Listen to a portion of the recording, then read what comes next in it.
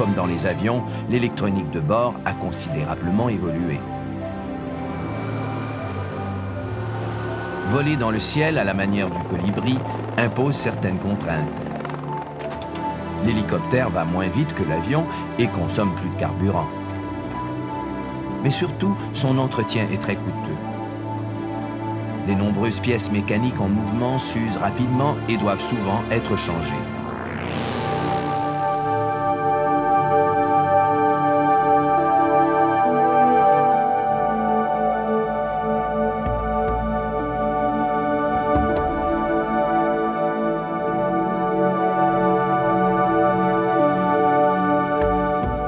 Le Dr Harrington est paléontologue.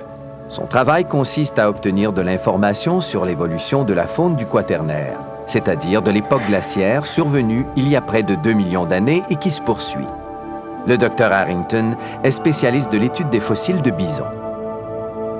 Ces vestiges du passé sont des fragments d'eau ou de dents trouvés dans les sédiments. Tel un détective, le paléontologue est à l'affût des moindres détails. Par exemple, la présence d'ossements d'un loup arctique associés à ceux d'un bison des steppes fournit des informations sur les relations entre ces espèces. On peut ainsi affirmer qu'il y a plus de 30 000 ans, le loup était le principal prédateur du bison. Des marques profondes de crocs observées sur les ossements d'un bison, tel un chien qui mâche et mordille son os, confirment cette hypothèse.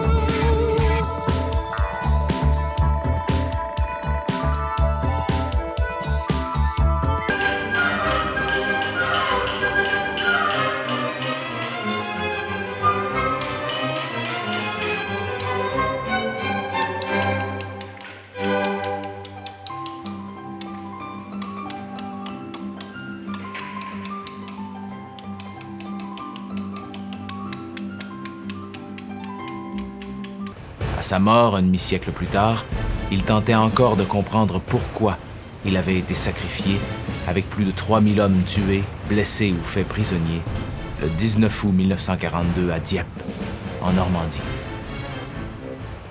Je vois Dieppe moins comme une façon de voir le succès en Normandie et plutôt comme une erreur de préparation et de formation. Si ça a aidé les Russes à gagner la guerre, bien, ça n'a pas été complètement inutile. On se console avec ça. Je pense que dans le fond, là, nous autres, les familles de survivants et tout ça, on n'aime mieux pas trop se poser la question. Il n'y a personne qui...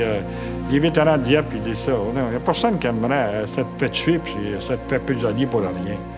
Moi, ça fait 59 ans, là, le mois prochain, le raid de Dieppe. La bataille de Dieppe, le raid, pas pire. Mais ces moments-là, là, dans les camps de prisonniers, ça me revient. Moi, j'ai des cauchemars à tous les jours. Il n'y a pas un soir, j'ai pas de cauchemars.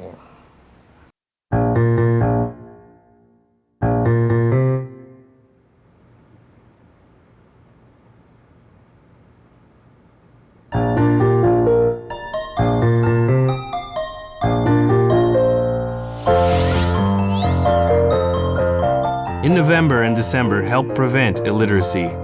Buy the first brand new book for a needy child and change his life. The Gift of Reading, a project from the Literacy Foundation.